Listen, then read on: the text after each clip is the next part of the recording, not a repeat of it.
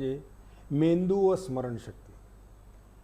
आता ही गोष्ट खरं म्हणजे सांगायचं तर मेंदू ह्या प्रकाराबद्दल आपण बऱ्याच वेळा चर्चा केलेली आहे, परंतु खरोखरीच तो मेंदू असा एक प्रकार आहे की ज्याच्यावर कितीही बोललं तरी कमीच होणार आहे.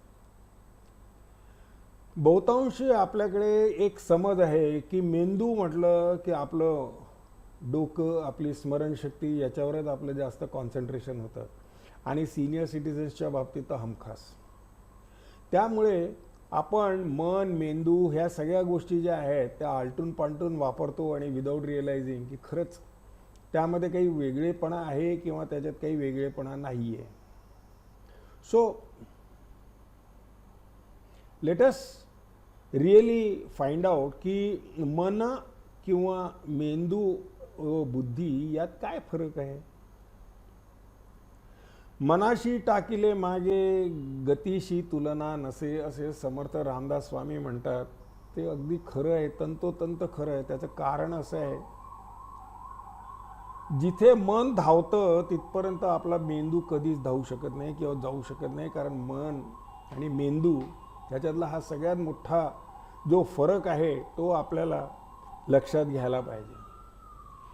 मेंदूला एक विशेष आकार आहे आणि हे आपल्या डोक्यावर किंवा ह्या कवटीमुळे आपल्याला लक्षात येत असेल. त्या मेंदूला एक विशिष्ट आकार आहे, त्याला एक करडा रंग आहे. त्या करड्या रंगात अनेक न्यूरॉन्स आहेत, सिनॅप्स आहेत आणि असा तो एक मेंदू मांसाचा गोळा बनलेला आहे. परंतु मनाच्या बाबतीत असं काहीच सांगता येत नाही. अनेक सायंटिस्टनी याच्यावर प्रयोग केले आणि असं शेवटपर्यंत म्हणण्यात आलं की अंगुष्ठमान आहे मन, हे आपलं अंगुष्ठमान आहे. परंतु ते अंगुष्ठमान आहे म्हणजे ते एक्झॅक्टली कुठे आहे, काय आहे, ह्याच्याकरता if I am not very wrong or out of place कित्येक सर्जन्सनी मेलेल्या डेड बॉडीजवर, कॅराकसवर हे सगळे प्रयोग करून पाहिले टू फाइंड आउट खरंच कुठे आहे ते. मेंदू फक्त बुद्धी आणि स्मरणशक्ती याच्या जोरावर कार्य करत असतो हे आपल्याला लक्षात ठेवलं पाहिजे. आणि चांगले वाईट, खरे खोटे, चुकीचे बरोबर हे मनाला मेंदू सांगत असतो. काय निवडायचे मात्र हे मन सांगत असतं. So you can say at places mann is the boss, at places mendu is the boss. मन, बुद्धी, भावनांचा एकत्र वापर करू पाहतो आपण आणि त्यामुळे आपल्याला म्हणता येईल की मनाचा जरा पगडा जास्तच आहे. मन हे एक पतंजलींच्या थिअरीप्रमाणे 5 वृत्तींप्रमाणे काम करतं. आता त्या वृत्ती, मनाला पण वृत्ती आहेत हे जरा नवल वाटायला नको, परंतु इट्स अ फॅक्ट. त्यातला पहिला आहे प्रमाण.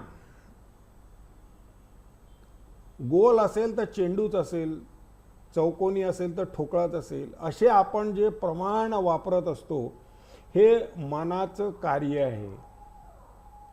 लांब असेल तर दांडा असेल, वेडवाकडं काही पडलेलं असेल तर ती दोरी आहे किंवा साप आहे हे आपल्याला तसं कळत नाही.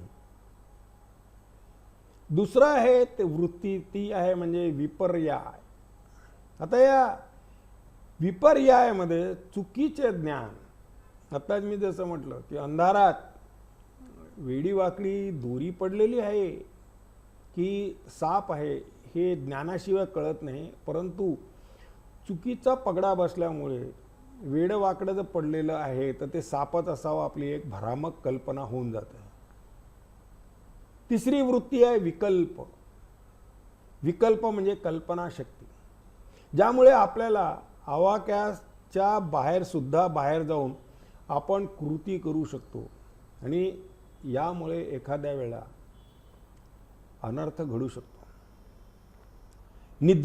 निद्राबद्दल मी बरंच बोललेलं आहे यापूर्वी पण, परंतु निद्रा ही बेसिकली आपल्या मनाला म्हणजे रादर स्मरणशक्ती किंवा बुद्धीला, मेंदूला विश्रांती देण्याकरता खरं आहे आणि ती तशीच आहे. तरी पण मन याचा पण उपयोग करत असते.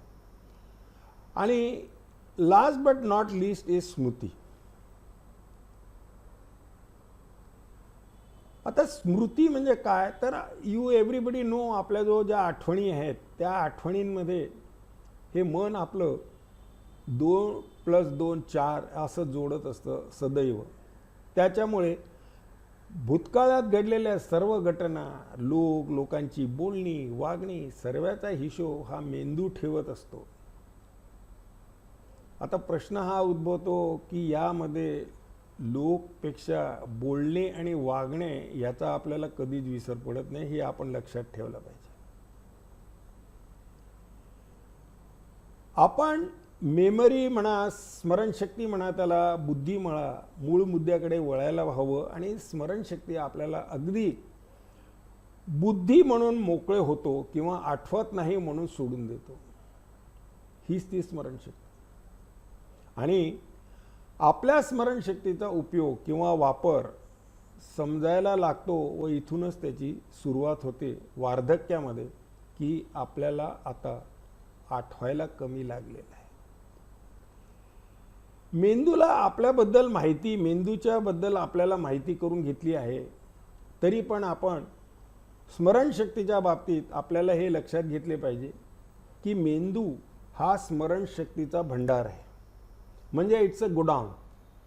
आणि या गोडाऊनमध्ये किंवा ह्या गोडाऊनमध्ये सामान ठेवण्याची, आठवणी ठेवण्याची जी पद्धत आहे, त्यामध्ये मेंदूतील हिपोकॅम्पस हा जो भाग आहे एक छोटा, हा अत्यंत महत्त्वाचं काम करतो, लाईक अ पोस्ट ऑफिस. इथलं टपाल इकडे, इथलं टपाल इकडे, इथलं टपाल इकडे, इथलं टपाल इकडे. ज्या गावात आपण राहतो त्या गावाचं टपाल नागपूरचं, कोल्हापूर, सांगली, सातारा, मिरज, कुठलं जे काही टपाल आहे तो सॉर्ट आउट करत असतो. Same is the case with the brain hippocampus. आणि तो आपल्या सगळ्या आठवणी, आता सगळ्या आठवणी म्हणजे काय, तर 24/7 365 अ डे हे कार्य अबाधित चालू असतं. आणि हे केव्हापासून चालू असतं, असं म्हटलं जातं की वयाच्या 3ऱ्या वर्षीपासून आपल्याला आठवायला सुरुवात होते किंवा आपल्याला स्मरणात राहण्यास सुरुवात होते. आणि मग ही जी आहे स्मरणशक्ती, ही त्या दिवशीपासनं, तर let's face fact that we do not suffer with loss of memory किंवा स्मृतिभ्रंश, आणि it goes till end with us. स्मरणशक्तीचे पण 2 प्रकार आहेत, की आठवणींमध्ये सुद्धा आवडती आणि न आवडती असे 2 प्रकार जर असतील, तर आपल्याला ज्या आठवणी नको असतात त्याकडे मेंदू पण जास्त लक्ष देत नाही. असे असले तरी शेवटी ती आठवणच, आणि ती मग मेंदूच्या कोपऱ्यात कुठे ना कुठेतरी जाऊन अडकून बसलेली असते. मेंदूचे शरीरशास्त्र पण आपल्याला बघायला काही हरकत नाही.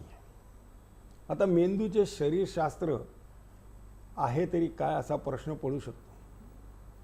आणि मेंदू हा एखाद्या यंत्राप्रमाणे जरी काम करत असला, कारण याच्यात अनेक पार्ट्स आहेत, to be more precise, left brain, right brain, back of the brain, frontal lobe, pre frontal lobe वगैरे वगैरे वगैरे. परंतु हे सगळं मेकॅनिकली होत असलं तरी आपल्याला एक गोष्ट मात्र निश्चित लक्षात ठेवायला पाहिजे की लाईक अ यंत्र ते काम करत असलं तरी production and the end result is not the same every time. Mechanically, I am being a mechanical engineer, mechanically विचार करत असताना मशीन म्हटलं की त्यातनं जे बाहेर पडतं ते सारखंच असायला पाहिजे. The tolerance limit should be very very very very narrow, मायक्रॉन्समध्ये असायला पाहिजे वगैरे वगैरे वगैरे. परंतु मेंदूच्या बाबतीत सगळे पार्ट्स मिळून काम करत असले तरी एंड रिझल्ट जे बाहेर होतं, आणि ते बाहेर म्हणजे काय, आपल्या हातनं घडणारी क्रिया, आपल्या हातनं होणारं कार्य, आपल्या हातनं जे तोंडातून शब्द फुटणार आहेत ते, ह्या गोष्टी मात्र वेगवेगळ्या असू शकतात. ह्याकडे आपल्याला जातीने लक्ष द्यायला पाहिजे, कारण यामध्ये भावना निगडीत असतात. काय झाले किंवा होत आहे हे फक्त मेमरी विषयातील चांगले चांगले डॉक्टर सुद्धा याचं उत्तर देऊ शकत नाही की why it is happening so और वाय इट हॅपन सो. स्मरणशक्ती, आठवणी या सगळ्या जागरूक असल्याच पाहिजेत. जागरूक म्हणजे काय, तर पंचेंद्रियाद्वारे जे काही आपल्याला सिग्नल्स ब्रेनला मिळत असतात ते नको असतील तर आत्ताच टाकून द्यायला पाहिजे आणि जतन करून ठेवायचे असतील, जपून ठेवायचे असतील तर त्याला आत येऊ देऊन वेगवेगळ्या त्याच्या जागी नेऊन ठेवणे हे अत्यंत महत्त्वाचं कार्य असतं. याकरता आपल्याला खरं म्हणजे काय करायला पाहिजे, right. The very first thing is एकाग्रता. आपण बऱ्याचशा पुष्पांमध्ये बघितलेलं आहे की एकाग्रता is a very very important criteria. आणि हे मल्टीटास्किंग वगैरे जे आता नवीन प्रकार सुरू आहेत त्यात विशेष मी जाणार नाही, परंतु सबसिक्वेंटली आपण जेव्हा वेगवेगळे पुष्प बघू त्यात मी त्याहीबद्दल बोलीन की multitasking is good or bad, what ever it is. तुमचा अनुभव असेल की एखादी गोष्ट मनाला लावून आपण जर कार्य करत असलो, फॉर एक्झाम्पल एक स्त्री आपल्या घरामध्ये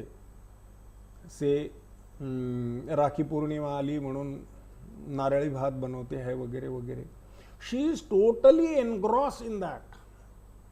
आणि ती ज्या वेळेला त्यात एनग्रॉस्ड असते त्यावेळेला तिला कुठलंही काहीही आठवत नाही किंवा कुठलीही चूक होत नाही आणि she is got no other thoughts except the narali भात.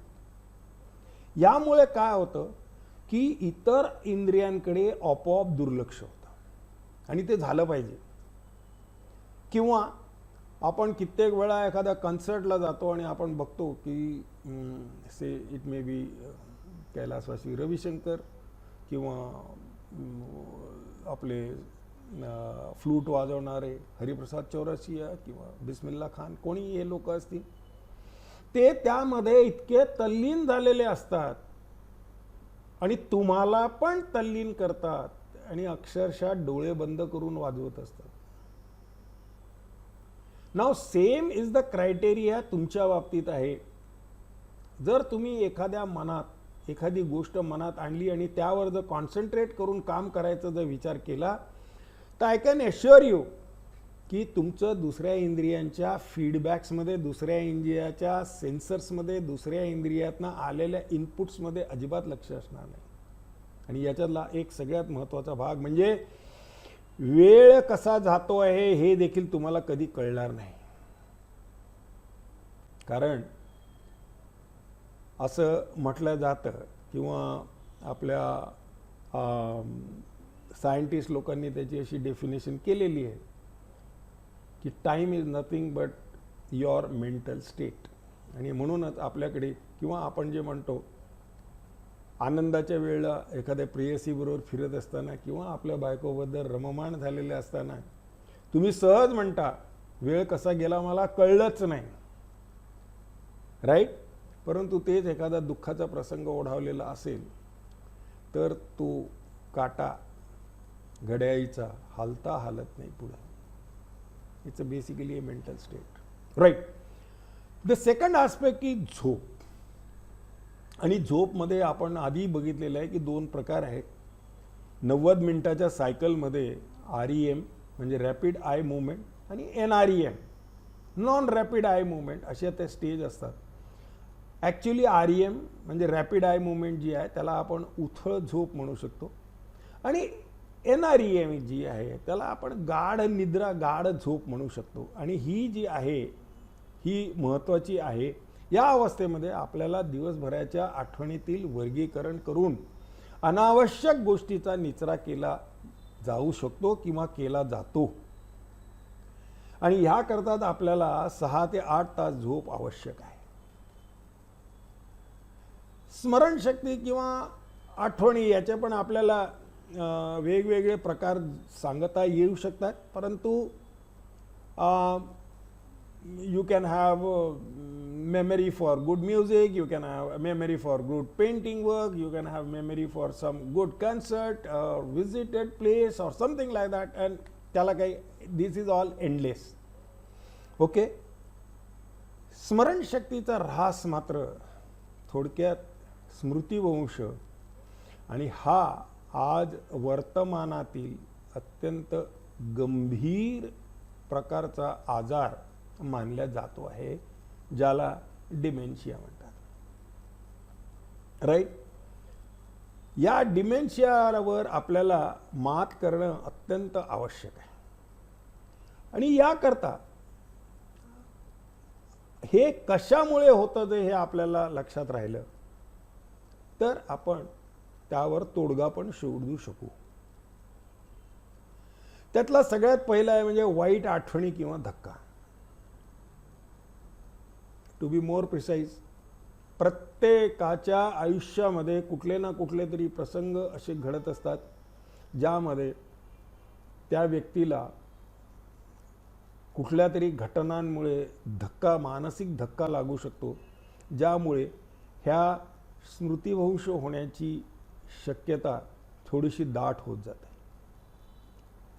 तसेच वाईट आठवणी, नॅचरली त्याची वाईट आठवण पण ही मनात रुजत जाते आणि यामुळे आपल्या मानसिक धक्क्यामुळे किंवा या स्मृतींमुळे स्मरणशक्तीचा लॉस होऊ शकतो.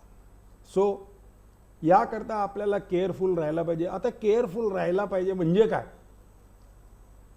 प्रसंग घडणार आहेत आणि त्यातला सगळ्यात मोठा इम्पॉर्टंट प्रसंग असतो तो म्हणजे कोणाचा तरी मृत्यू. कोणीतरी आपल्या जवळचं, आपल्या नातेवाईकांचं, आपल्या हितचिंतकांमधलं, मित्रमैत्रिणीमधलं आपल्याला सोडून जात असतो आणि त्याचा आपल्याला डेफिनेटली धक्का बसतो. There is no doubt about it. परंतु त्या धक्क्यातून आपल्याला सावरता यायला पाहिजे. अगेन तुमच्या मनात विचार येऊ शकतो, म्हणणं फार सोपं आहे पण ज्याच्यावर बीतते त्याला कळते. I fully subscribe to it. There is no doubt about it. I fully subscribe की ज्याला ते सहन करावं लागतं त्याला इलाज नाही, पण त्याला पण आपल्याला आळा घालता आला पाहिजे आणि हळूहळू त्या गोष्टीला आपण लक्ष घातलं पाहिजे. आणि मी जसं म्हटलं, काही आठवणी स्वेच्छेने आपल्या मनामध्ये ठेवल्या पाहिजे, काही आठवणी आपण त्या डिलीट करून टाकायला पाहिजे आपल्या मेमरीमधनं.